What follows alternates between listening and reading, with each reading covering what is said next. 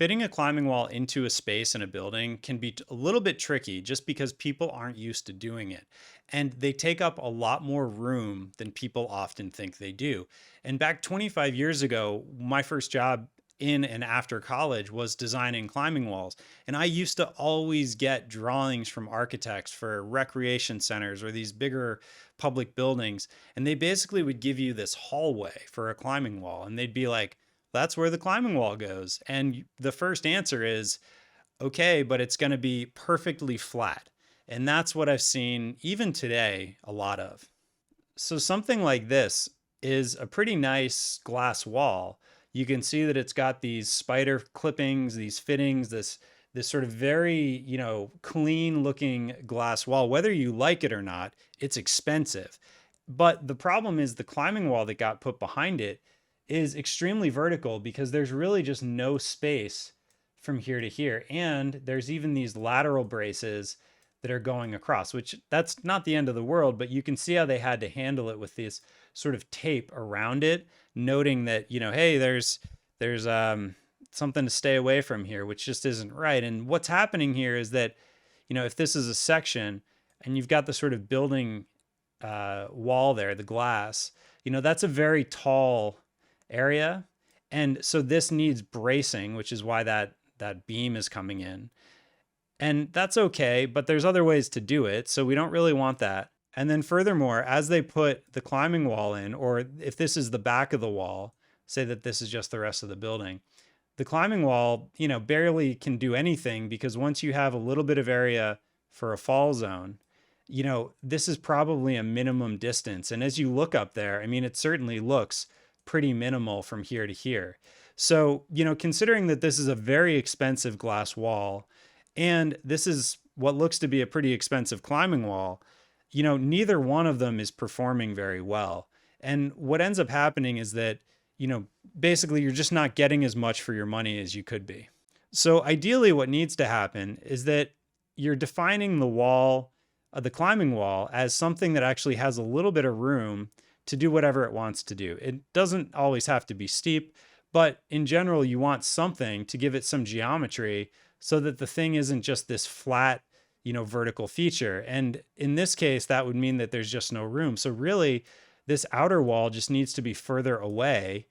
And this other bracing, at the very least, rather than having it repeating over and over, maybe that can be localized to one area. Maybe you could sort of prioritize, let's add one bigger brace rather than a series of smaller braces, something like that. But either way, what often is missed is that basically wherever the top edge of the climbing wall is, the shadow line, if you were to just sort of drip something, you need more space than that for the climbing area fall zone. And so this is the part that I think a lot of people miss, is that when you add this all up, it ends up often being like maybe 2 times, 3 times deeper than a lot of people want to give for a climbing wall. And that's also why when we look at larger buildings, so say we're making a huge sort of box for a climbing gym, very often it feels like a gigantic area.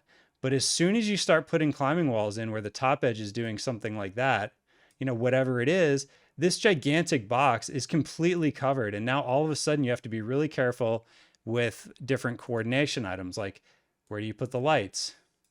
How do you put all this stuff in? Where do you put the mechanical stuff? Where do you put the sprinklering? All these different things that are now competing for a much smaller piece of the pie in terms of what's available at the ceiling.